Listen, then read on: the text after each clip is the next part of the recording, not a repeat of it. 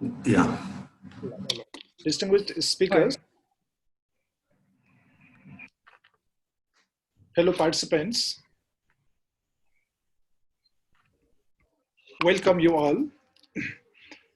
Nepal Institute of International Relations is an independent non-governmental organization established in 2019, being registered at the Ministry of Home Affairs by the approval of Ministry of Finance and Ministry of Foreign Affairs, with the objectives of doing research for and conducting regular discussions forum on international politics, diplomacy, and foreign relations, providing training to the concerned people, and to support Nepal government to adopt necessary steps to make Nepal's foreign policy tangible to cope up with the changing environment of the world for the betterment of the country and people. Since its formation, it has already organized 3 webinars, the running one as 4th, including 1 seminar. Today, we are going to convene a webinar on very important issue, impact of COVID-19 on global political economy. There will be 3 speakers. 20 minutes time will be provided to each of the speakers first at the presentation round, which will be followed by question and answer session with additional 30 minutes. The webinar will be concluded by around 2 hours time. That's approximately 5 o'clock local time. Now, I request General Secretary of Nepal Institute of International Relations, Mr. Sunil Kumar Paudel, to chair this session. Thank you, Mr. Chair. Now,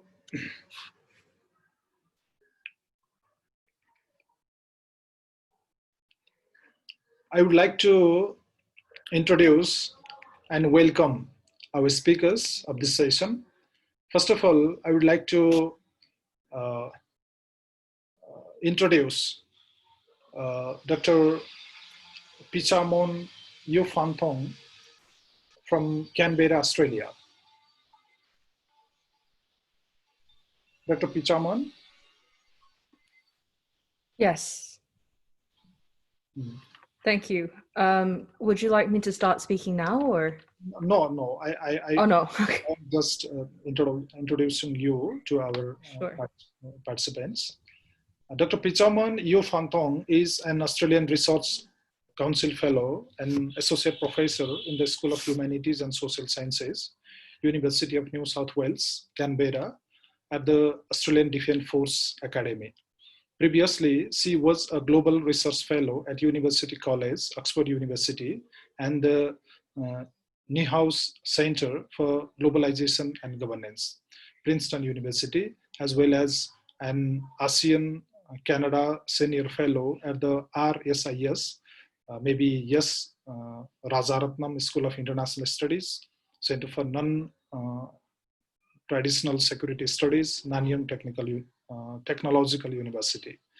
Pichamon has conducted extensive fieldwork in China and Southeast Asia, having also served as a consultant to the Africa Progress Panel and Overseas Development Institute, among others. Her works on Chinese foreign policy and geoeconomic strategy has appeared in such publications as Pacific Affairs, Asian Survey, Chinese Journal of International Politics, and Water International. She is also a recipient of the Council for the Humanities, Arts and Social Sciences Australia Future Leader Prize.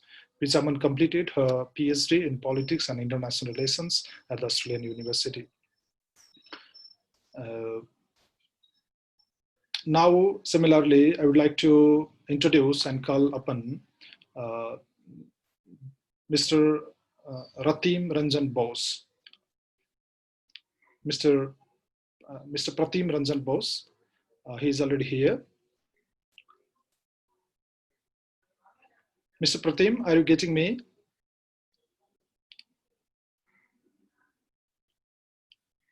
Yeah, he's here. Yeah, please go. Mr. Pratim Ranjan Bose is an Indian columnist.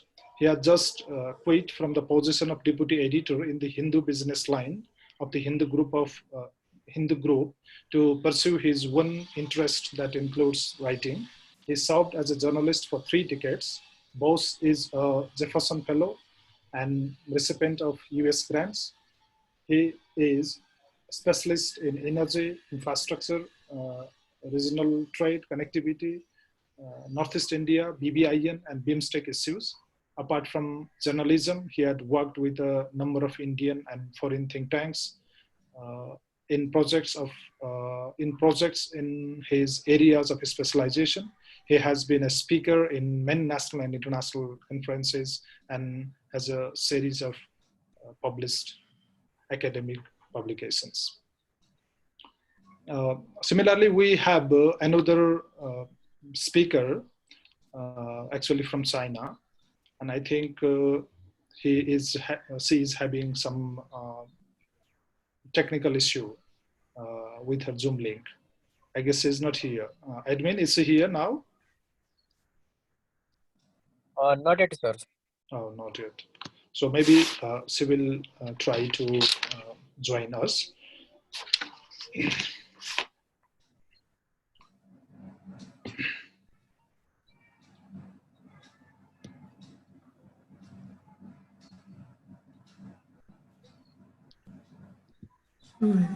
Distinguished speakers, Mr. Chair, ladies and gentlemen. First of all, before giving the floor to the speakers, I would like to welcome all here in this webinar. We hope your presence in this big issue may help the society to understand and tackle the multiple socio-economic problems created by the devastating corona outbreak. It is an honor to us that you all join the webinar, especially the speakers from the different time zones, and of course, the scholarly participants who represent a large area of political leaders, including ex and in parliamentarians, professors, policy experts, businessmen, diplomats, right activists, journalists, students, etc. Today, we are here in a big issue of the world affair, human health, international politics, and an economic concern. Renowned and abundant scholars are here with us for their deliberations on the issue. Just before we jump on to the topic, let's take a few points from me into the account of the discussion. Firstly, there are distinctly different implications of the pandemic for countries and the people of the global south and the north in fact. Global north is sojourned in the core of the supreme power game, whereas most of the southern part are plunged into the bars of extreme vulnerability. Basically, China's emergence as a world power and US exertion to remain on the position is becoming even closified even during the pandemic. The political conflicts between the great powers are further worsening instead of constructing up. In such a situation, what will be the future of the world power structure? Will the power structure basically established after the end of the Cold War take a major turn in the post-pandemic era? Secondly, the global economy is heading for an economic nosedive, which will lead supply chain fragmenting, price hiking, super unemployment, and food insecurity.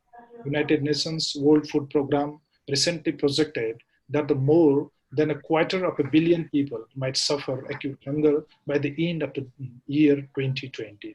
Such situation may cause violation of human rights, women and children rights, increasing problems on physical and mental health, financial insecurity, etc. Such situation in any country or in any region can quickly mount up into political unrest, violation, and conflict. What will be the consequences of those problems in the political economy of the global southern regions? Lastly, international cooperation to tackle the global pandemic seems very poor. In such situation, what will be the consequences of the pandemic, especially in global political economy? What will be the future of the multilateral organizations like UN and others like NATO, G7, and even the BRICS? What will be the fate of the multinational projects like BRI and NCC? Today, we're going to convene a very special session with such many questions and opinions. Distinguished scholars will try to spread lights on the issues of the day. With all these initial remarks, now I would like to call upon Mr. Pratim Ranjan Bose for his deliberation. Mr. Pratim, you will speak for 20 minutes. Mr. Pratim. Yeah. Thank you so much. So what I'll do is thanks to the Institute, thanks audience, thanks my distinguished fellow speakers. I understand I'm kind of an odd person in the lot. I am more a practitioner, and I use my time in research. So, it's a practitioner's view mostly. And having said that, what I'll do is I'll just give you the Indian perspective to start with. You can ask questions. I'm leaving out many issues which are more political in nature for the moment. So let's start with this. Let me first, I'm sharing my screen, right? I hope you can see. Yeah, you can.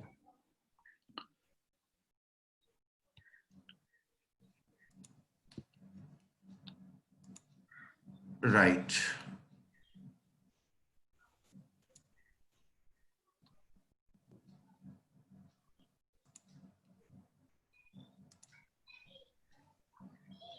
Can you see it?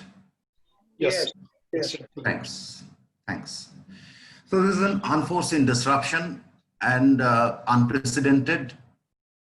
The primary, it is taking us to revisit the globalization. We all know what happened. Nearly, I'm just passing through. We know the huge death toll, but more than that, the huge disruption. For 5 months since February, the global economic activity is disrupted. A highly connected world. This world is not 1920 world of the last pandemic. This is a highly connected world that has been fragmented, and the human tragedies, apart from those who died in COVID, will surely be very high and needs future research. There are issues that came up in this whole process on role of China, WHO, global trade architecture. The next defining moment for the world economy after Berlin Wall. That is what we can clearly see. COVID converted the simmering tension that was already there. We saw the trade war. We have been witnessing for last 10 years, there had been a simmering tension. So it all blew up on our face. Political economy, right from national to global scale, will undergo review. Big economies are consolidating or will try to consolidate. So geopolitical contests to sharpen. The Indian scene, apart from the basic statistics, are known to all. We are 3 times more dense, similar population, but 3 times more dense to China. So naturally, the denser you are, in such kind of an infectious disease things, so your propensity to get affected is higher. Overall, I don't see Indian performance bad. We have death toll of 15K, 40% active cases, and mortality is lower than the global scale, global average. The best part of the whole story is that only 3 states account for roughly 60% of total cases. 9 cities with population of over 500,000 are having 60% of total cases, and cities with population of over 100,000, 1 million, they are having 97% of total cases. So it is a very urban phenomenon so far. And Delhi, Maharashtra, and Tamil Nadu, these 3 states are most affected.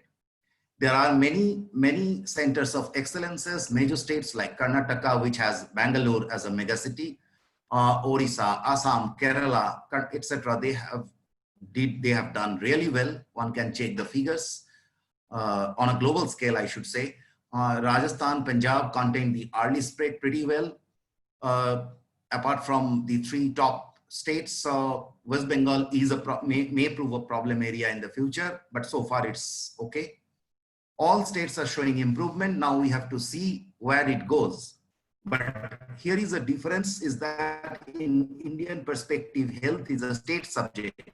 So states, you have a, in our federal structure, the states are all powerful insofar as health is concerned. So there are differences in their approaches. And the best part is that they are learning from each other. Someone made a mistake, someone did hide data, but then it got corrected. The biggest concern is with the economy. As I said, that the COVID victim is one part of the story, but how it is impacting lives, how many people are affected, how many people lost jobs, how many committed suicides, how many, the overall tragedy may be much bigger. It might unfold so. What we see at this moment is that I started picking up these threads. I have been working on it for last 2 months, and from middle of last month, I started writing and I was picking up threads, positive threads. So the stimulus that had been given has, it was particularly aimed at rural market, and it started working. It will take more time to be fully implemented. So as we see today's situation, there are some, the FIO, that is our Federation of Indian Exporters Organization, they projected 10% drop in exports this year. If that happens, then it's a very good year, I must say, in the current prevailing situation. The CMI data, CMI is Center for Monitoring Indian Economy. So they give weekly data. As in May end, it was roughly 20% plus the unemployment rate, and every week it is coming down. And this is one thing that we are noticing, that as we unlocked since May, we are unlocking in phases, the economy is bouncing back faster than we could expect. So the unemployment rate at this moment is pre-COVID level of 8%, which was bad because we had a bad year. The last fiscal was bad. So any improvement from, any reduction of employment rate from this level will actually, give us a growth perspective. Rural economy is booming. This is the best part of the story. There is, there may be some pockets of exceptions, but the rest of the rural economy on the whole is booming. There is no stress, sign of stress or anything. Wages increased, the support wages increased by 20%. Farmers got better price for the intermittent season crop. Fertilizer and all agri input sales, agri machineries, they are booming. 30%, it was 30% higher than last month. Microfinance, which is a huge vehicle for rural and unorganized activities, apart from agri finance is different. So that got, bounced back within a month. And so this is creating demand for industrial goods.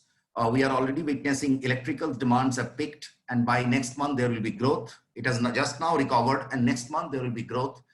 So it will all, we have to look at a good harvest. If the harvest is good, then by October we will see a major turnaround in the economy. My expectation is at least 80% of the economy will be on growth path. So the pessimistic projections, I'm expecting there will be, of course we cannot expect the growth, a huge growth, but I'm personally very positive. We have to see how it unfolds, that maybe there may not be a shrinkage in Indian economy.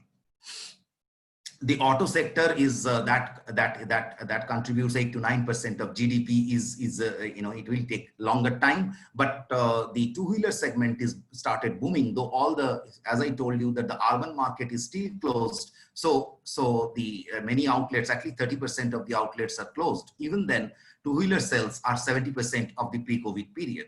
So things are moving. The sectors which were in trouble, like real estate, are in trouble. And we all know travel, tourism, hotel, etc. are suffering everywhere in the world. So that's the basic economic outline.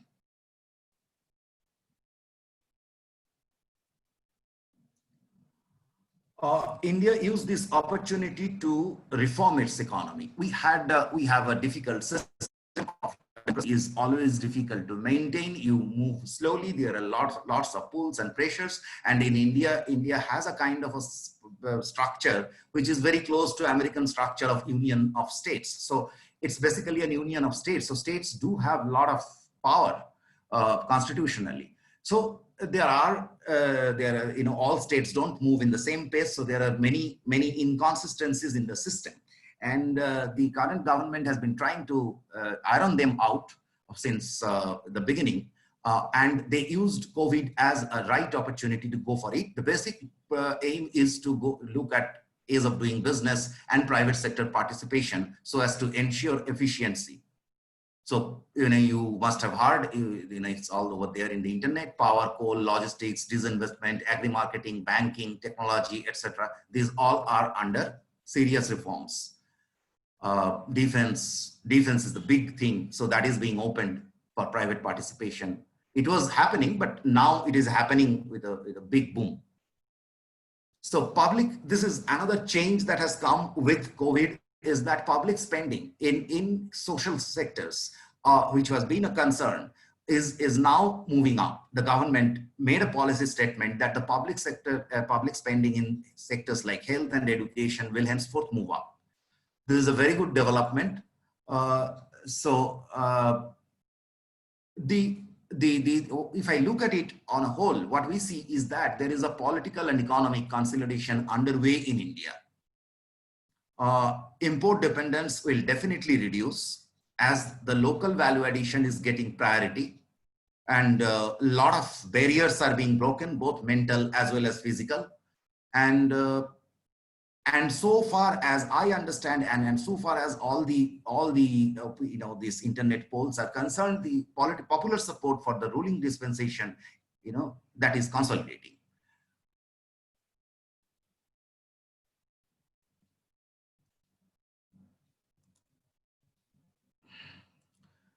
So India and South Asia, how India looks at South Asia's scene. For last 5 years, we saw some interesting changes in trade perspective in South Asia, which was always a laggard. If you look at India's component of trade in South Asia, that has gone substantially up in last 5-6 years. And this has not been one-sided.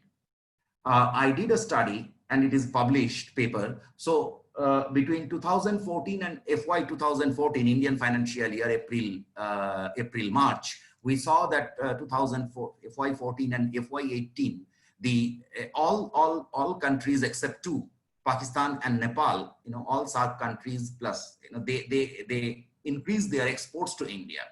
Now, what we see in 2009, we saw Nepal coming into that list. Nepal's exports went up by more than 60% in 2019 calendar year, as per ITC Comtrade data. So, as SAARC, there was a move to fight COVID together. We all know India pledged funds, all other nations pledged funds. India sent medicines. This much was okay. The smaller economies, and yes, it's really time to help each other, because smaller economies particularly are in serious trouble because they have a limited product basket. They have dependence on remittance. The average dependence is much higher. India is the largest recipient of remittances, but it's 2%, 2.5% of GDP. So when compared to, say, Nepal's 28%, so the scale differs. Sri Lanka and Maldives are facing imminent BOP crisis, and they are working on this rupee trade through currency swap. Relationships with Bangladesh, Bhutan and Afghanistan is stable. Nepal has, I personally think that Nepal is the weakest economy in SAARC region. And I'm not keeping Afghanistan into perspective, because that's a completely different story. It has the poorest, Nepal has the poorest growth rate for last 20 years. So it currently, among the positives, it has a very good forex reserve, but the future is a little uncertain because 36% of GDP, that is remittance and tourism, is extremely vulnerable. And its rural economy and agriculture is weak. It imports food. 57% of families depend on remittance. And I was in another seminar this week, early this week, webinar in Nepal. I am told about the agri input short supply in this season. I don't know why or what. much about it, but I just heard. So future liquidity and government revenue, which has to be there, if the government has to do the development spending, is a concern. The stock market has been closed for 100 days and no stimulus, major stimulus as yet, because the government has constraints. India and Nepal are natural partners. Insofar as the economic side is concerned, it is going very, very good. But of course, politics is a concern. So how do I, to sum up, how do I look at what is unfolding in it is already told in the introductory speech that what will be the future of multilateralism is of course to be seen. The world is undergoing through a restructuring, through a solid restructuring.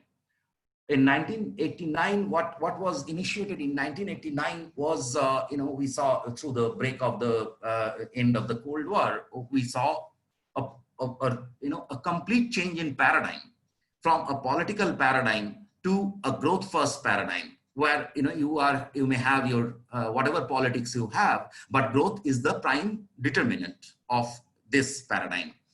And it worked well. I mean, China excelled.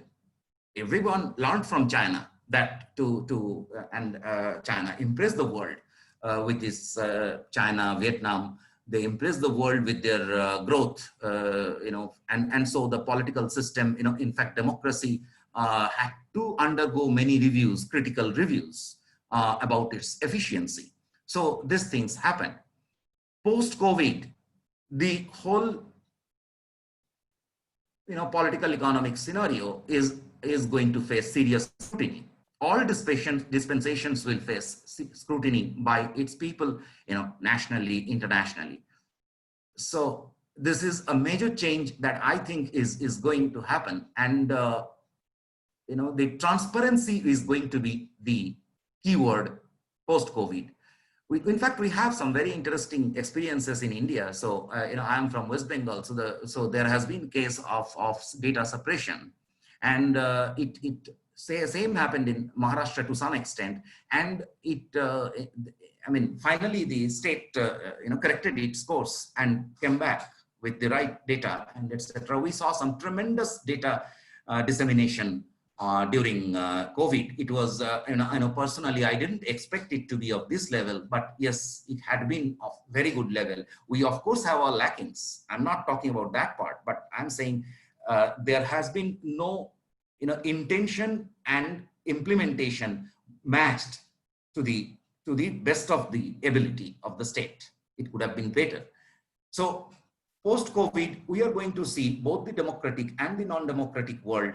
There has to be some realignment in these systems. This is what I understand from the current level. So back to the question of what will happen to the multilateralism, that. See, if we understand the multilateralism was already under threat, the number of trade bodies that were floated in the past, they were facing serious questions, many trade blocs. So these issues were there for last 5, 6, 10 years. There was simmering tension in the world. The trade, the tariff war hasn't come out of the, didn't fall from the sky. It came from certain things that were happening. So these things are finally going to, we have to take stock of that, and we have to once again restructure, realign our systems to these new realities, both nationally and politically, and internationally. This is how I look at the changes. Thank you very much for the opportunity to speak. Thank you, Mr. Pratim Ranjan Bose. You made your points within your time. We will come back to you with some questions from the participants after the first round finishes. Now, I would like to request to deliver her speech to Dr. Pichamon. As there is one speaker is still trying to connect with us. So please, Dr. Pichamon, you proceed on. Sure, thank you. And also thank you very much to the Institute for giving me this opportunity to speak with all of you. It's currently in the evening here in Australia, but I understand it's still in the afternoon over there.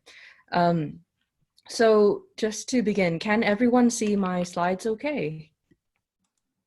Yes, wonderful. Yes, yes.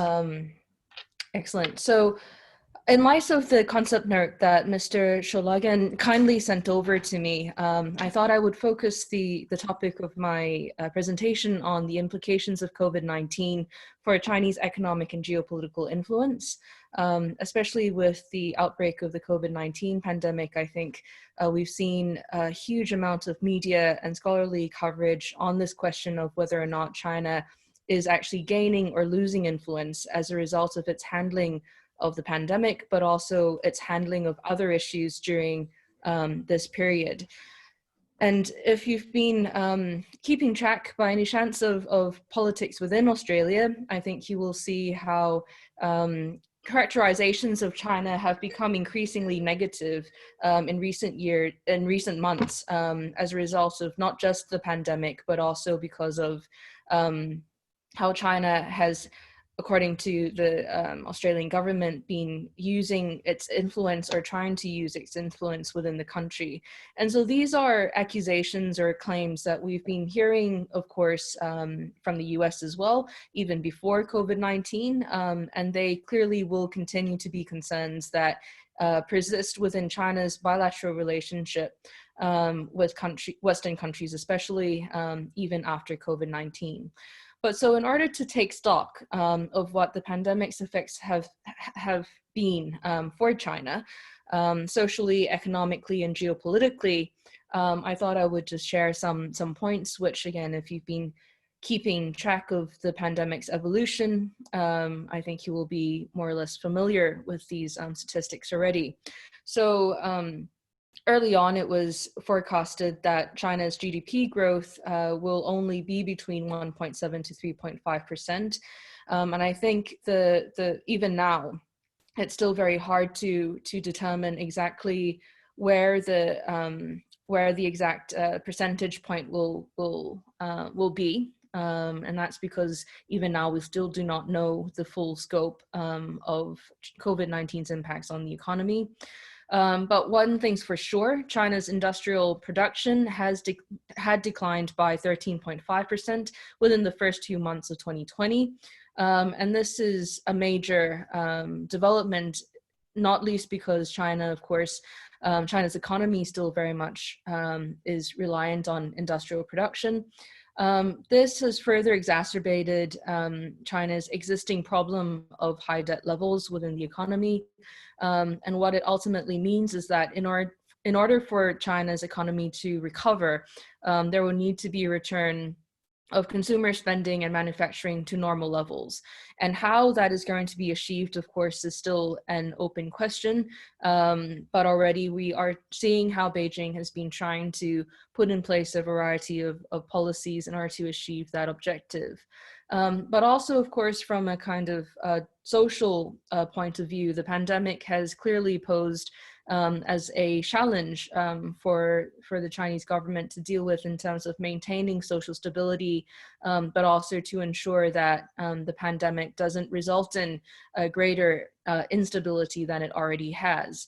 But what I think is particularly interesting is how China's kind of information campaign within the country in order to manage Chinese society's perceptions of the government's handling of the coronavirus outbreak, in one sense almost mirrors how Beijing has been approaching its handling of the pandemic internationally.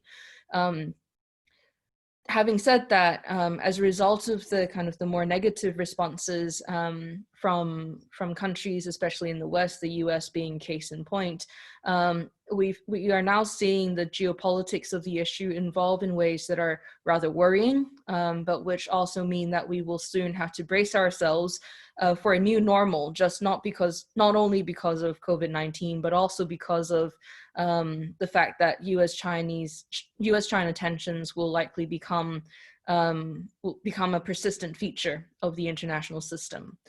So of course, during this time, we've seen what some scholars have called a weaponization of the pandemic by both the US and China. And this has been accompanied by what I think is a rise in new China threat fears.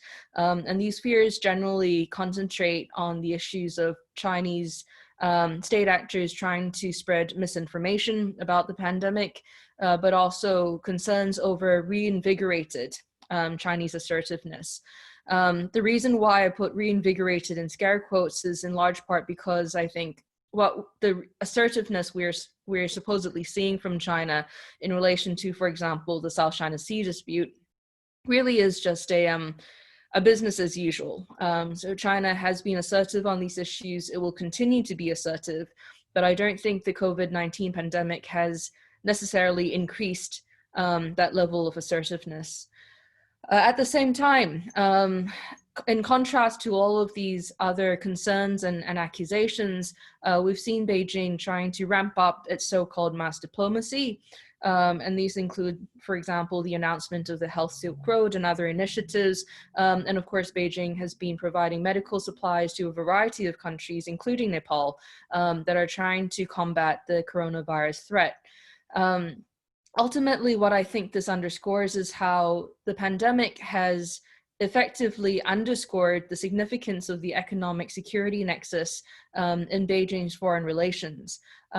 What this means is that economic insecurity, especially post-COVID-19, will become a combined issue that Beijing will need to deal with in order to consolidate its position within the international system, but also regain lost legitimacy as a result of the negative publicity it's received during this time.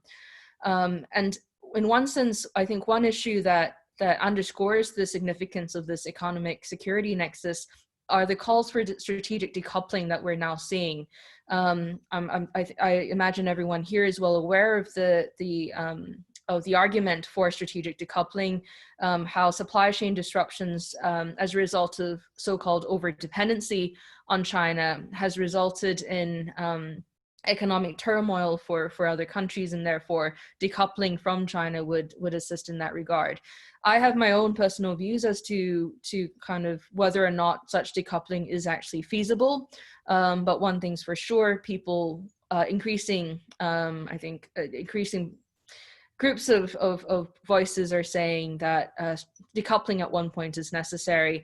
On the other hand, concerns have also been raised, of course, about debt unsustainability, the fact that Chinese loans given to, especially to developing countries, may become a burden for these countries later on when they're unable to service those loans because of the economic impacts of COVID-19. I think as a result, the key question here, and a question that many people have asked, of course, is really how dependent are global or regional supply chains on China? It's possible, of course, to come up with a variety of statistics on this, but I thought it would be more interesting if I were to share with you some insights I gained from doing field work, specifically in Southeast Asia, so in Myanmar, Vietnam, Laos, and Cambodia. And so this is a photo I took from a factory in, I think it was in Cambodia. And within this, within Cambodia, there are a lot of Chinese-owned factories, not necessarily from mainland China. There are factories from Taiwan and elsewhere as well. But nonetheless, we do see a strong mainland Chinese presence in the country, as well as in other parts of Southeast Asia. One especially interesting sector is the garment sector, and it is a critical sector, especially in mainland Southeast Asia, given how it employs around 750,000 workers. And because of the supply chain disruptions, the garment sector has been heavily impacted. So a lot of people have lost their jobs. A lot of factories have had to close down. And this is in large part because the raw materials weren't coming from China, but also because a lot of these factories are Chinese owned, they also could not operate.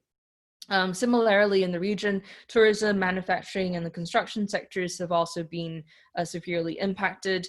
At the same time, foreign direct investment flows have stalled. So one example is the $16 billion Yangon Elevated Expressway in Myanmar. A Chinese company that was supposed to be bidding or intended to bid for the project ultimately pulled out as a result of COVID-19.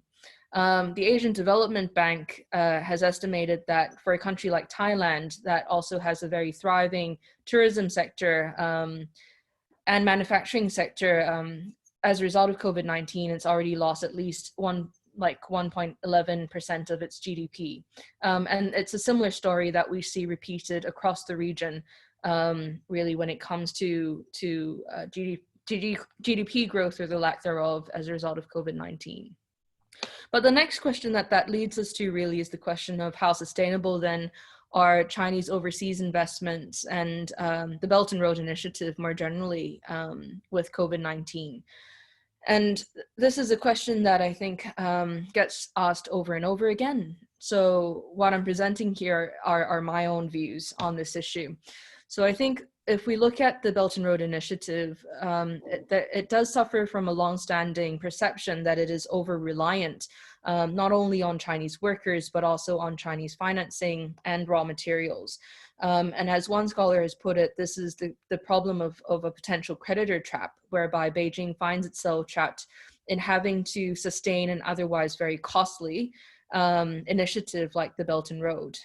Some would even go back and say that it could very well be that BRI becomes China's new tributary system, which, if you're all aware, historically was very costly to the Chinese empire.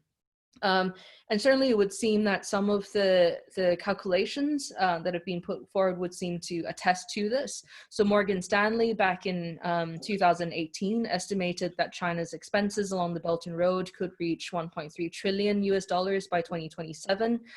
Similarly, the World Bank estimated in 2019 that Chinese expenses along the BRI amounted to about, I think, over 500 million US.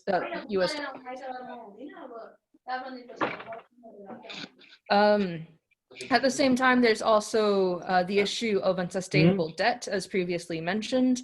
The concern being that developing countries that have taken out Chinese loans will no longer be able to pay back that debt. And of course, African countries and other countries have pushed China and the rest of the developed world to help with providing some relief in that regard. But to just give you one example of how bad the debt question could be, is the fact that there's a steel project in Myanmar where the daily loan repayments to China Development Bank amount to over $300,000 per day, right? And so for a country that's currently, whose economy has been ravaged by COVID-19, there are very real concerns there. But so ultimately, this leads us to the next question, which is, what are the impacts of COVID-19 then, not just on Chinese economic influence, but equally on its international status and reputation? And I think this is where it becomes very interesting, but also very complex and if not concerning, right? I mean, we've already acknowledged the fact that the US has failed to respond to the pandemic, and that has greatly undermined US leadership globally, not just on this issue, but on other issues as well. And this is coupled, of course, with the end of high interdependence and what we see to be a rise in anti-globalization or anti-globalism sentiments at the same time. But I think what all of this has kind of fused together to create is a very clear intensification of the ideological competition between the US and China, which could very well become a competition between the West and the rest. And in terms of what it means, all of this means for order transformation, I think it means that we will invariably see the emergence of a multipolar world, if not a multiplex world, in the words of Amitav Acharya, and the shift towards the East, or the need to kind of to look East in that regard. And this is simply because the US is no longer in a position to reassume its former global leadership role, given that its economy will continue to suffer, even with the kind of the the revival of the US stock market, longer term economic problems like unemployment and so forth will definitely have a long-term impact, negative impact on the economy. Similarly, domestic unrest, as we see currently as a result of the racial question, will also, I think, impact not just the legitimacy of the US domestically and internationally, but also its ability to look beyond its own borders and contribute to the management of world affairs in that regard. So I think as a result, ideas like the Indo-Pacific concept will then have to be advanced by middle powers or other powers, but not the US. And in terms of what this means for China, I think it doesn't necessarily mean that China's soft power diplomacy or mass diplomacy has been necessarily successful, but it does mean that there will be greater expectations for Beijing to take leadership as a great power. And certainly I think Beijing under Xi Jinping is aware and cognizant of this fact. And I think it's apparent from the fact that they have been trying very hard to keep the BRI alive, to continue to commit funds to financing critical infrastructure and other projects within the Asia-Pacific region, but elsewhere as well. And so as a result, I think there are very, of course, mixed responses to China's mass diplomacy. Again, some would point to perceived increases in Chinese assertiveness or concerns over Chinese information campaigns. But I think if we look at the Asia-Pacific region, at least, it's very clear that countries in the region cannot afford to choose between China and the US and its allies. And they cannot be forced to choose between the two either. So if anything, we will probably see an even greater degree of hedging behavior amongst countries in the region vis-a-vis China and the US, which ultimately, and this is, I'm just including some photos I took when I was in Thailand, and it's just to contrast. So this was in a shopping mall in Bangkok, where, as you can see, it was all about supporting China and supporting Chinese people who were suffering through the COVID pandemic early on. And then to contrast this with a Twitter war that happened between Chinese and Southeast Asian citizens over a celebrity. And as you can see, the kind of the shift, not to say that these are representative of an entire population's perspectives, but it does indicate kind of like the tensions that exist within other countries' perceptions of China.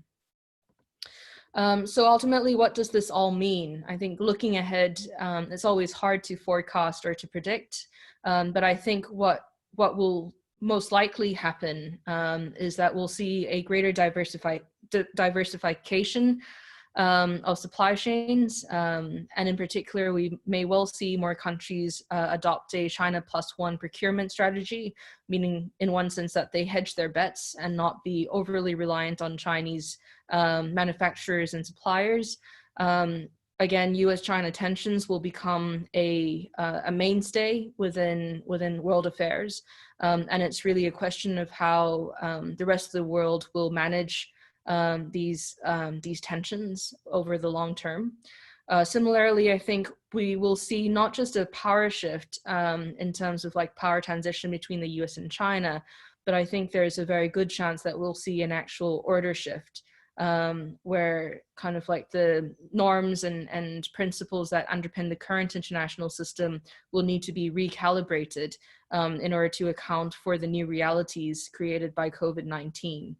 But ultimately, and this is to end on a more hopeful note, the hope is, of course, that despite all of this, we will come to appreciate the need for collective security. Because the reality is, at the end of the day, no single country can produce all of the necessary global public goods needed to sustain this world. And there will continue to be existential threats to all of us, including climate change. And so for that reason, I think ultimately, hopefully, the pandemic will spotlight this need to work together, to cooperate, and to improve our world together. So I'll end there, and I look forward to questions and any comments. Thank you. Oh, thank you, Dr. Pichamon, for a very excellent and timely presentation. Now, actually, we were planning to hear from the three speakers.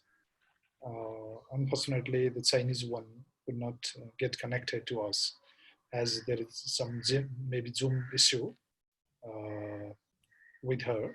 So she's in my contact till now as well through WeChat, but she's not being able to get connected with us. So now we will go with a few questions. Maybe there is a question.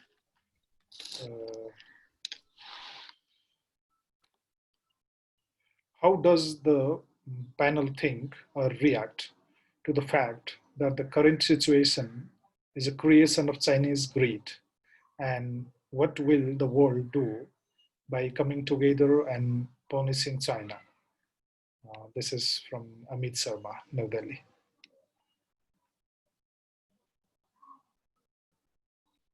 So, will you please respond this? Would my fellow panelists like to respond first? Yeah, right. No worries. Mr. Pratim, did you get the question?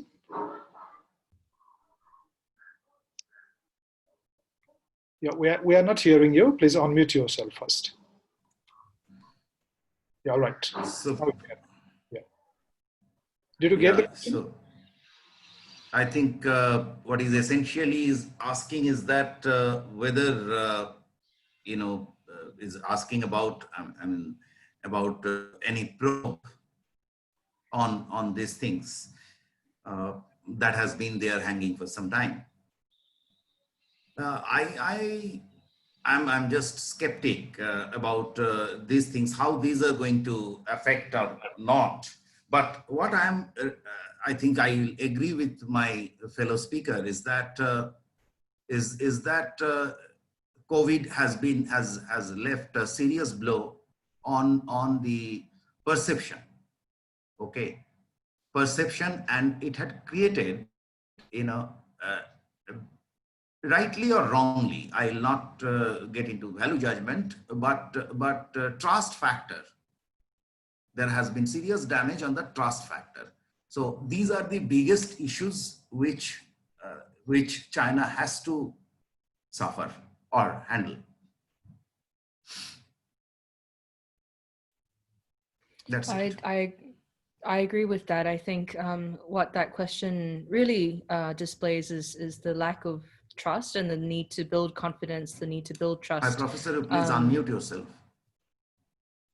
Sorry? We are hearing her. It's all right. Please go on. Okay. Sorry, it's technology. Maybe he's not hearing you well. Yeah. Yes. Please proceed. Right. Okay. Well, I agree. I think that I agree with that the trust factor is really important now more so than ever before. The other issue that China needs to deal with really is the polarization that has happened as a result of COVID-19. I mean, I have to say it's I think what the pandemic has underscored is the fact that we as a global community are very underprepared to deal with these issues, even though we've always known that it was a risk, and that the nature of our interdependence makes us all the more vulnerable to these problems. So I think it may not so much be a question of how do we punish China, but it's more a question of how do we work together to see this current crisis through, and how can we hold countries to be more accountable for how they handle pandemics like this one currently, but into the future, because it's not just China that has mishandled the problem, but I think many other countries have also struggled to appropriately contain the spread of the virus and prevent it from exacerbating other problems. So yes, I'll stop there. Thank you. So there is one more question. This is for Mr. Pratim. I request the participants to please put your questions in the chat box so we can get your questions. The question to Pratim, Mr. Pratim, is what measures should India take for immediate recovery of regional economy in South Asia? Do you have any recommendations? Sorry. What measures should India take for Hello. immediate recovery of? Are you hearing me? Yeah, it's just some disruptions. Yes, please come again. Yeah. What measures should India take for immediate recovery of regional economy in South Asia? That's the question to you. I'll put it this way. South Asia is known for fragmentation. It has been historically the most connected world, and it has been fragmented. There is a history to it. So I think, instead of discussing the global situation, etc., what is happening to RCEP and this or that, so we should put over here, we should go by our advantages first. Our economies needs more attention than politics. So I think it's at the end of the day, growth, whether it is any country, X, Y, Z, whosoever does, whatever does, there has to be, a mutually, there has to be some mutual consensus to walk a path. So if we are lagging, it is because we didn't do that. We had our own problems. It is why the regional trade had suffered. Regional value addition had suffered. Are we less intelligent, less resourceful? No, none of them. In fact, our informal economies are very strong, extremely strong. All we discuss is on official data. But our informal economies, the interdependence of the economies is very high. And there is not much data on that, naturally. So I think one should go with the flow. Certain things you can't stop. For example, if something is available in India and with the open border, suppose Nepal puts a very high import tariff on that, on some consumable, right? It doesn't justify, it doesn't help anyone, because government is losing revenue, people are losing their essentials. So things have to be worked first. We should have our priorities set. There has to be a box for politics, definitely, but we should put more attention to economics. And so that is my answer to it.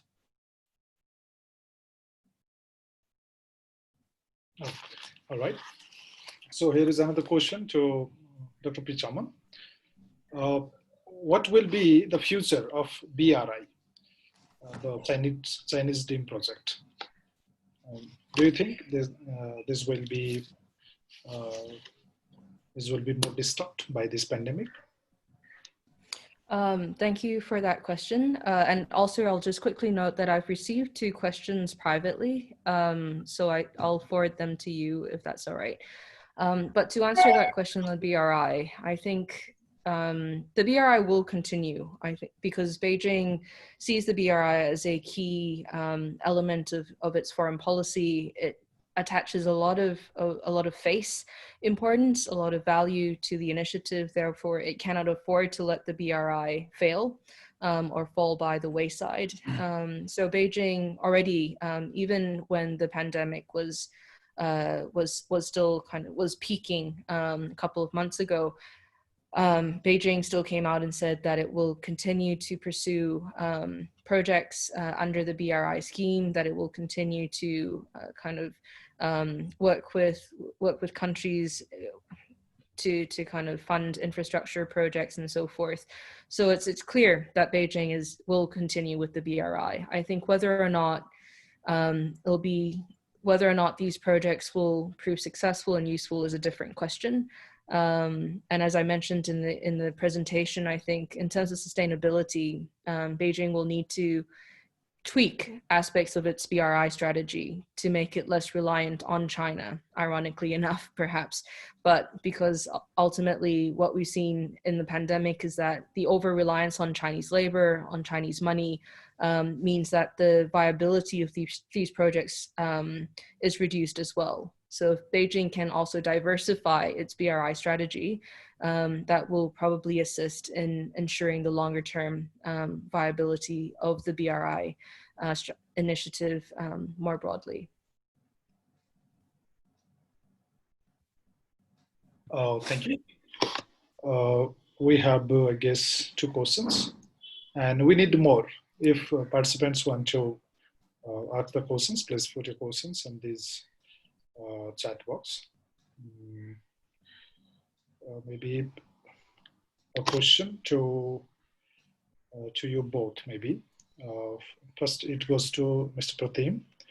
What measures should India, sorry, it has already done. How far has the grand strategy regarding Chinese dream been shattered by the COVID-19? Is me, I should answer it. Yeah, please. Hello. Yeah.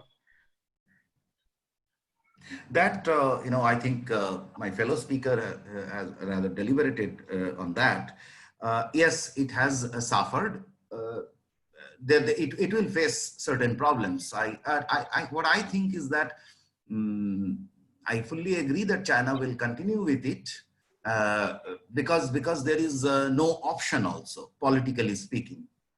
They have to. But the resistance to it, as we are seeing, for example, the transparency factor, as I said, from growth first to transparency first, this factor will gain prominence in the future. And with that come into the question of national gains. So she has rightly mentioned about some projects in Myanmar. Yes, I'm very well versed with that country. So, if you just take away everything, obviously it will have its own trouble. So how to make it more equitable is the challenge and more acceptable to people. Oh, that's right. So, Dr. Pichamon? I very much, yes, no, I very much agree with that. And I think just to go back quickly to that BRI question, I mean, even before COVID-19, the concerns people had about the BRI centered not really just on Chinese motives, but if you speak to people in Myanmar and countries that have been involved in BRI projects, oftentimes it's a question of what are the environmental or social impacts of these projects, to what extent are Chinese developers adopting appropriate safeguards, for example. So it's not even really about geostrategic considerations, it's more about livelihoods, more about the environment. So I think that's also the challenge that Beijing has to face, which is to try and address those local concerns in a genuine manner, and not to just think about the international or geostrategic kind of implications of COVID-19.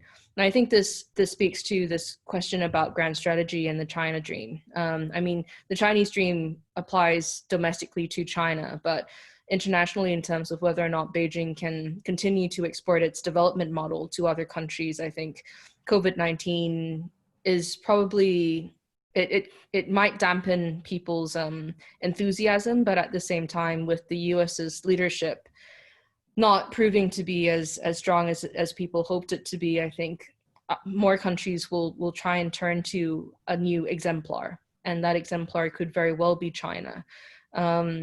So I don't think the Chinese dream has been shattered per se, but I think it has been stalled.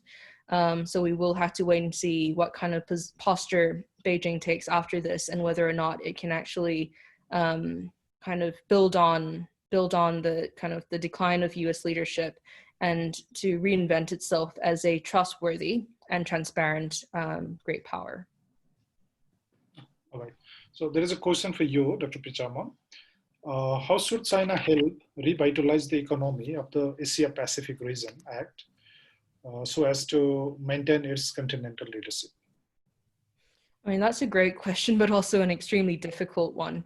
I think for Beijing at the moment, I mean, some would say that if China is able to recover economically, that in one sense will be a contribution to the region, given how central China is to supply chains and all that. So I think that's one side of the argument, but really, much like when the 1997 financial crisis hit the Asia Pacific region and Southeast Asia especially, I think it's the case that people want China to kind of step up and not get bogged down by political by the kind of the political tug of war with the US, for China to really not just provide medical supplies, but to ensure that the projects that it invests in these countries, the loans that it gives out, actually generate positive economic returns for recipient countries.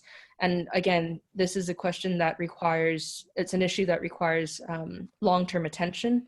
It's not something that can be summed up in one single policy. But so that's I think that is the most that Beijing or China can do at this stage, because revitalization ultimately means, you know, it means different aspects, not just the economy, but society and the environment as well, being revitalized. So yes, it's a great question, but it's a very difficult one to answer in the current climate. Thank you. Thank you. We have many questions here now. Unfortunately, our Chinese speaker also has been joined, as she just wrote me here, but she is not hearing well, as she is just writing me here in the WeChat. So please, admin. She joined now. Yeah, she joined, but she's not hearing us well.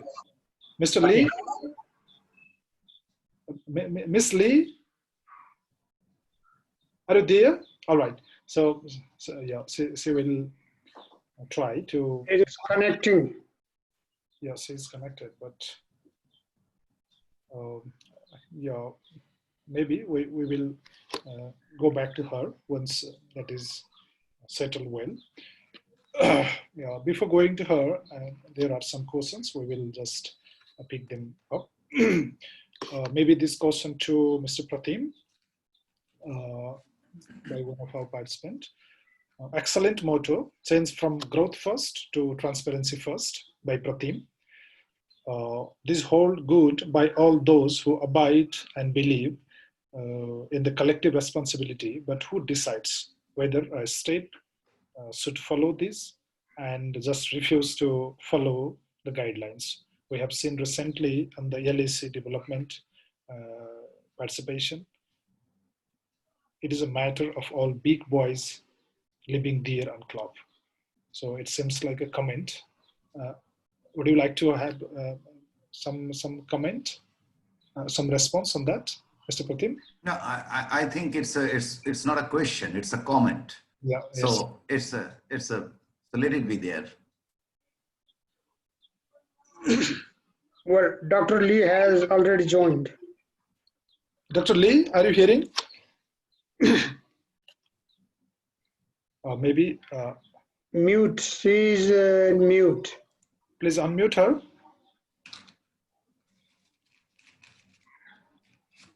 What's her name, dear? I don't know. I'm just not seeing her.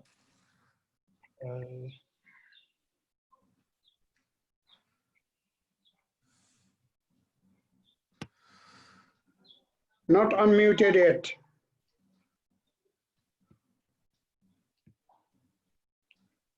Host can unmute, I think. Please, host, do that. Dr. Lee, the name. Yeah, she will come with some fine, technical issues. So maybe there is another question. As the COVID-19, as the COVID-19 has tested all the government's capacity and government's current political system, so how will this impact in the regional and global politics? Also, what will be the impact of China's business in worldwide and BRI's role? Maybe that has been partially answered. So Will there be any response from your side, Dr. Pichamon? I think it's well. Oh, I think I hear Dr. Lee talking. Oh. Yes, we hear her. Welcome, Dr. Lee. Thank you. I'm so sorry. I'm late because of technical problem. So it's my question? No, Dr. Lee, you just take patience. There is a question to Dr. Pichamon. I think it's okay, and there will be your talk later on.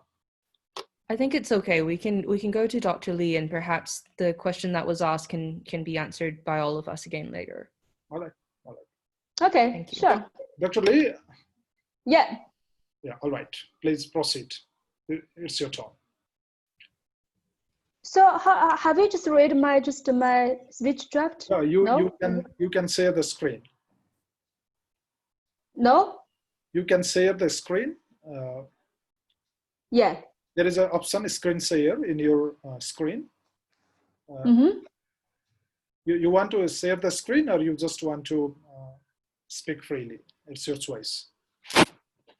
Oh, you mean I can you have not read my paper, right? Hello? Yeah, I received your paper.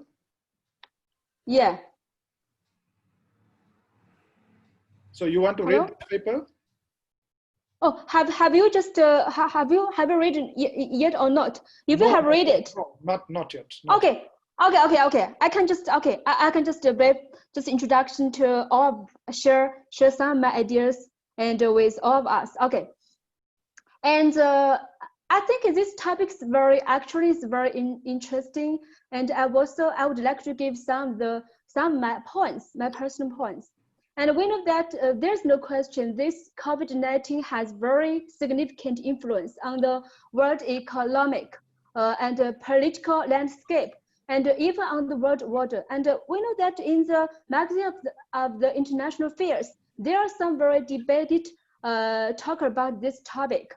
And I just read the report from the IMF. They released the updated global economic outlook on the June 24, and they think that they just give a more very pessimistic prediction on the world economy than their April report. And according to their data, the 2020 world economy growth rate will be at minus 4.9%. And all the advanced economies' average growth will be minus 8%.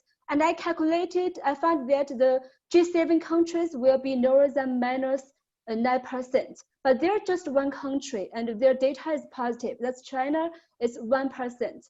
And but India just dropped to minus 4.5% from the April's projection of 1.9%. So under this background, some people think that the pandemic will will totally change the world political and economic order, and make the power transfer from the US to China. But some people also think that this crisis just accelerating the current international process, such as John Eikenberry. He just published a little paper just on the international affairs, and he thinks that this COVID-19 just exposed some of the trends that has happened before this pandemic, and but I agree with John Eikenberry, and I think that this pandemic just stimulates the current international process, and but it's not the decisive factor, and I will explain why. And also, what's the impact of this COVID-19? I would like to give you 5 of my observations. First, I think the worldwide economic protectionism and economic nationalism are just on the rise. And so we will find that this pandemic actually just changed a lot. And the disruption of the globalization and breakdown of production chains and supply chains make a world more fragmented, especially from the economic perspective. And some of the individual countries will suffer different, especially for the developing countries and for the developed countries. And I think that this will decide by their economic foundation and their pressure capacity and the effectiveness and efficiency of the pandemic controlling. But the rising unemployment will be a very serious problem for all the governments to face just in the future, just like America and India and China also have this problem. And so the outbreak has also exposed the fragility of some of the economies.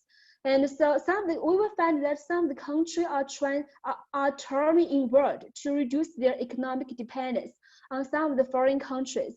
And the worldwide economic nationalism are just on the rise, such as America and India.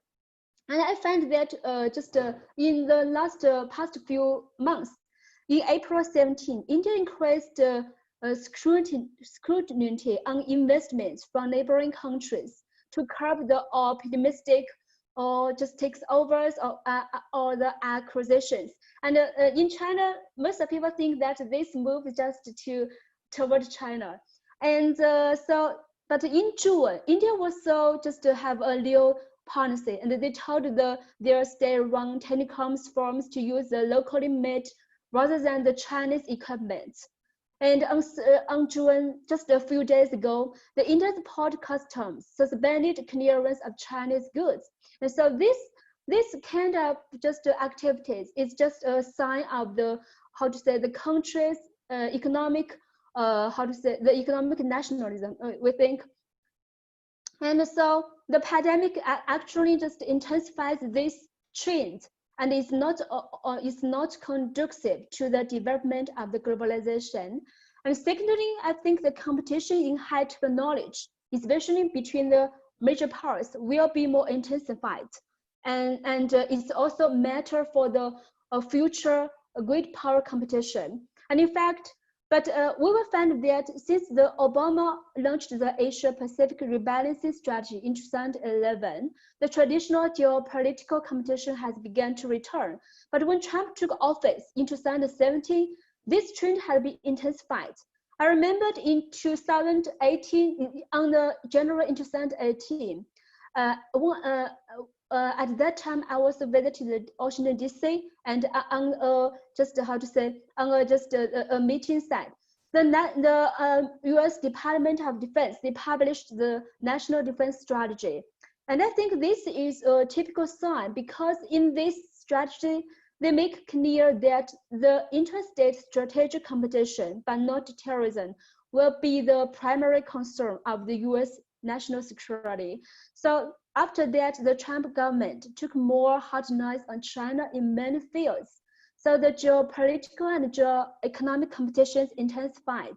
And this pandemic makes it more deterrent because actually Trump government politicized the pandemic for failing to prevent the disease because this pandemic made the US suffer most from this crisis. But why the pandemic can't just actually decide the international political or economic order? Because in history, the public health crisis has never been a core variable in the international structure change. It has just only as a stimulator or accelerator to some of the international process, such as in the 1918, the flu pandemic, which just accelerate the end of the World War I. But in fact, I think there are three factors is more important, just in the which can decide the international structure. First one is the Industrial Revolution and the technology innovation. We can just remember that the great powers, the Great Britain's maritime hegemony just in the 18th century, they just tried to get the first position on the Industrial Revolution. But now we will find that America and China also try to get the technological innovation competition. They try to just win in this field. And so this is a very deciding just a factor in the future great powers competition. And the second one is war. I mean, just like the in the two world wars, and the European continents, the great wars between the different countries. And it's also very important. Third one is the change of the international mechanism and institutions, means the regulations and the rules, because this will actually decided the world order. And it's also decided by the superpower or the hegemony.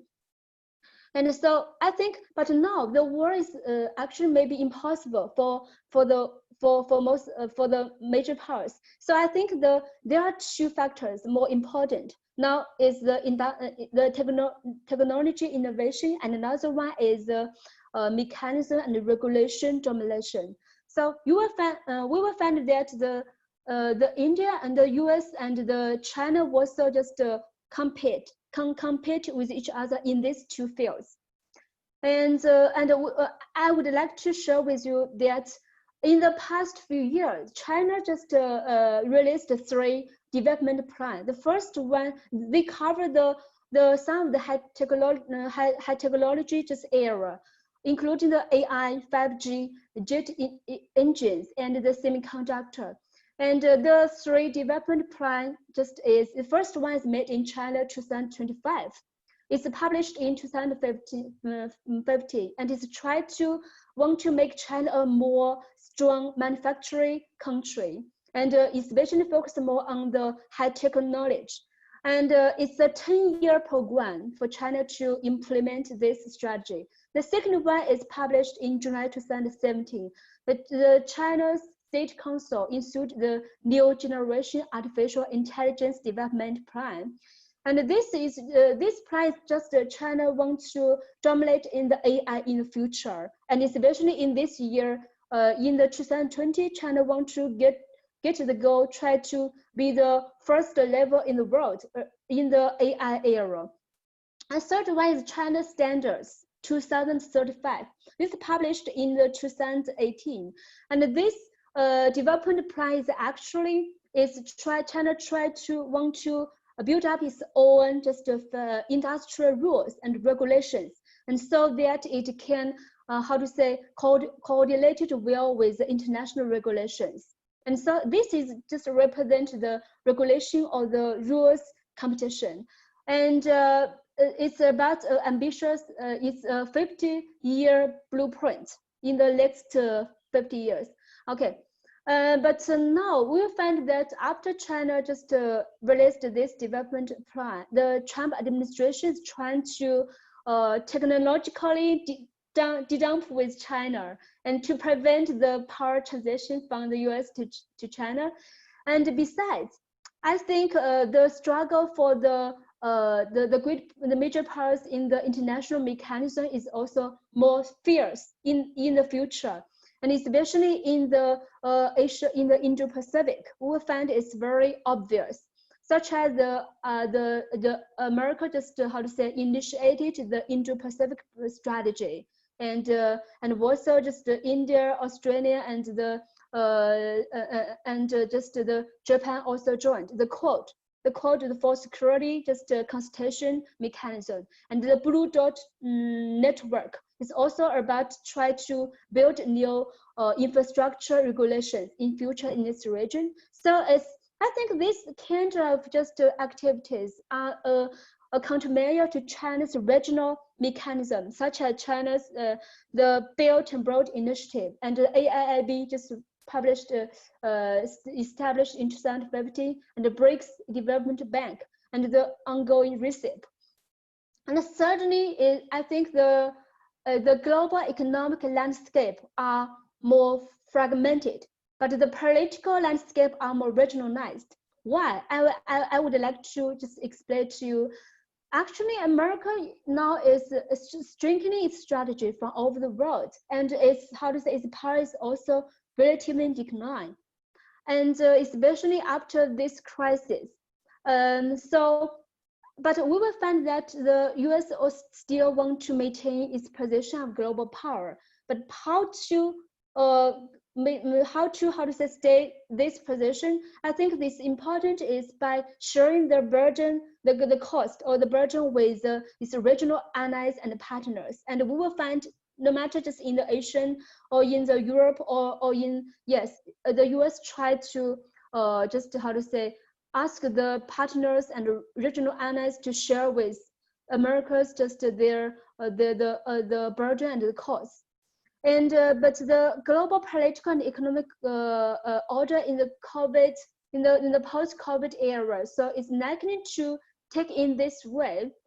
Firstly, from the economic perspective, in the short and middle term, I think the world economic landscape will become more fragmented, and the globalization is not easy to recover. Maybe just will still will just how to say go on still several years, but the regionalism just making new development moments, and just like in the South Asia and actually just in the past few years, India is also trying to how to say focus more on the regional.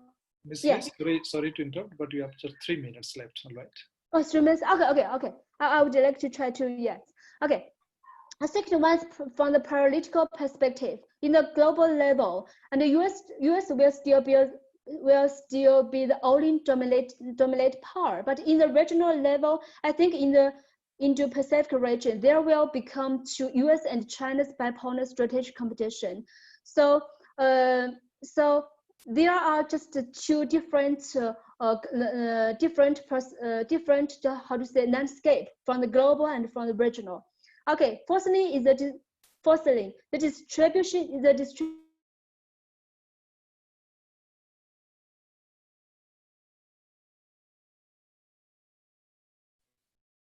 Is there any problem with Dr. Lee?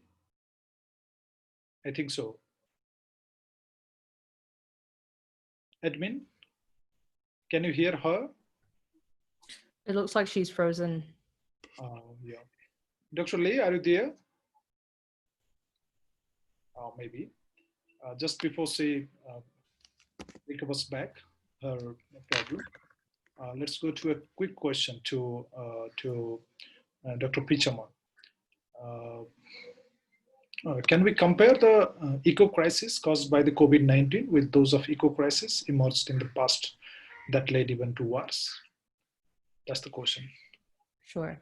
I think I mean, people are making comparisons at the moment, but of course, different economic crises have different origins and different outcomes. I think what we can see from COVID-19 already compared to the global financial crisis, the latest global financial crisis, is the fact that its economic impacts are deeper, much deeper. And as a result, it has permeated different areas and not just economy, right, but also society as well. So for that reason, I think COVID-19's economic impacts are actually more severe than what we've seen before. And it will result in major disruptions. Whether or not these disruptions will then lead to war, I think is more unlikely. And that in large part is because of the interdependent nature of the world that we currently live in.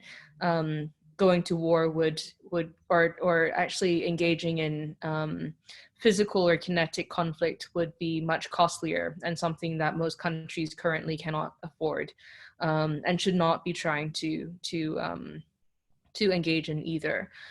Some of my colleagues have, of course, made mention of the fact that we are now entering perhaps a new Cold War, but I myself and others would slightly would be, I guess I would say, be careful. We need to be careful with using those analogies.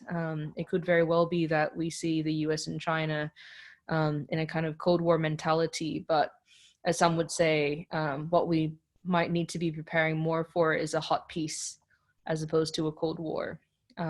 So I think I'll stop there, but it's an interesting question and one that we certainly need to think more about.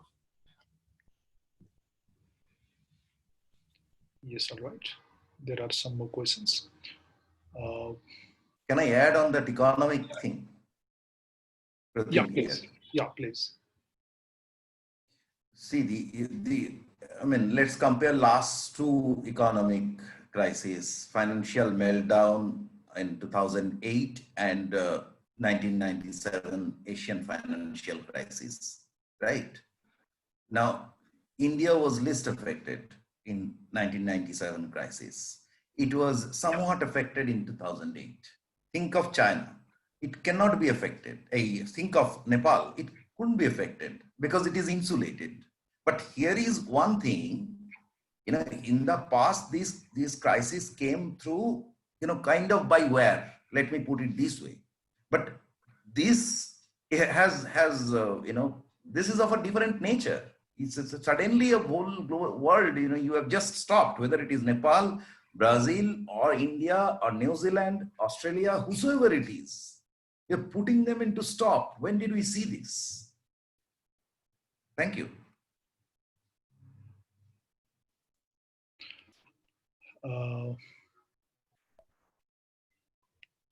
Maybe there is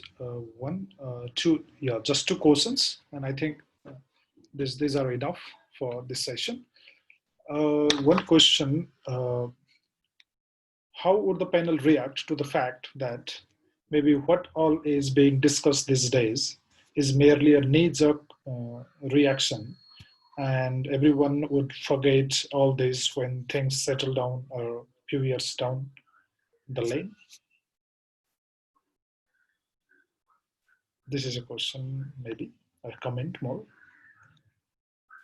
Any response? I think it sounds like a question, but Mr. Bose, would you like to go first? Oh, please, Bose.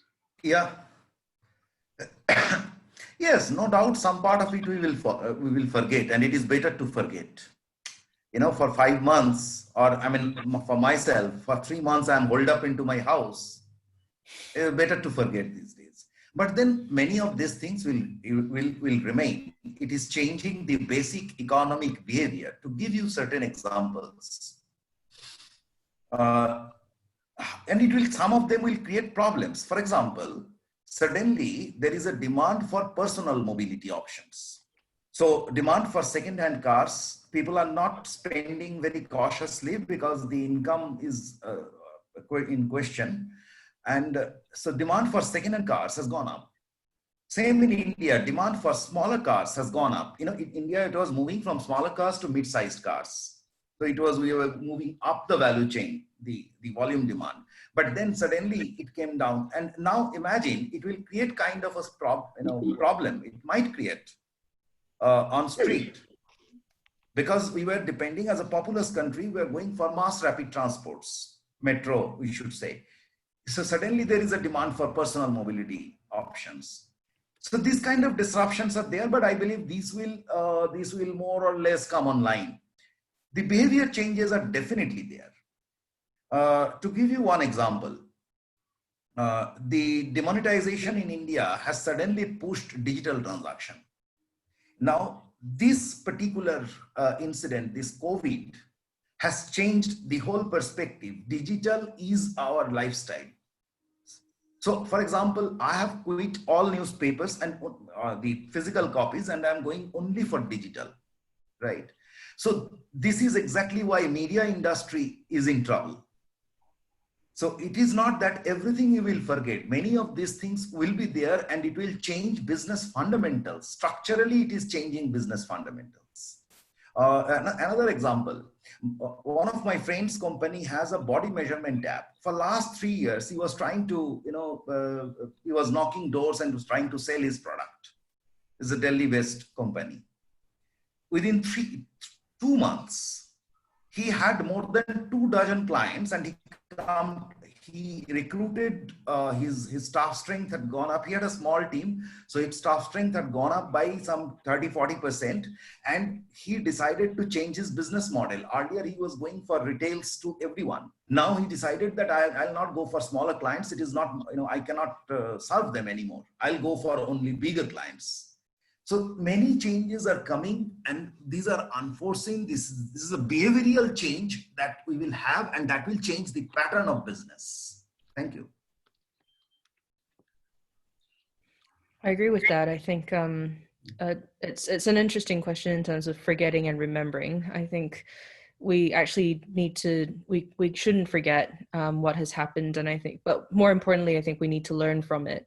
But I do agree with Mr. Bose, who said that there are certain ways of behaving that have now changed irrevocably as a result of COVID-19. The digital transformation, I think, is well and truly, well, not complete, but very near complete as a result of the pandemic and social distancing requirements. But I think in other areas where, like climate change, for example, and people's behavior when it comes to, not using cars or not burning fossil fuels as a result of their daily consumption behavior, I'm not sure whether or not that will change dramatically as a result of COVID-19. And I think I have colleagues who share the same skepticism, whether or not global consumption patterns will be irrevocably changed as a result of this, of lockdown and all that. Similarly, I think concerns have been raised over women and how they've been affected by the pandemic, especially when it comes to gender-based violence and loss of employment in the informal sector. And I'm not sure to what extent governments will be learning from the lessons of COVID-19 and trying to build greater flexibility and for women, for example, in the workplace. So all of these things, I think some of them I would like to forget as well. As Mr. Bose said, I think for others, we shouldn't forget, but more importantly, we need to learn from them. Oh, all right. Thank you, panelists, for your time and very in-depth deliberation. I think despite some technical issues to one of our speakers, we are at the very end of the session.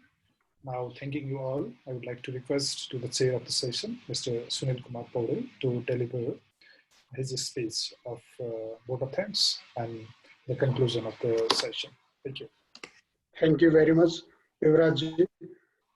Well, distinguished speakers, gentle ladies and gentlemen, your precious presence in this webinar has elated us. We would like to thank you all, more specifically to the speakers, Dr. Pratim Ranjan Bose, India, Dr. Li Hongmei, China, Dr. Pichamon, Yeophantong, Australia, whose impressive deliberation on the present burning issue, impact of COVID-19 on global political economy, in my opinion, has enlightened the listeners who, along with many people in the world, has had anxiousness in their mind to have understanding about the COVID-19 aftermath.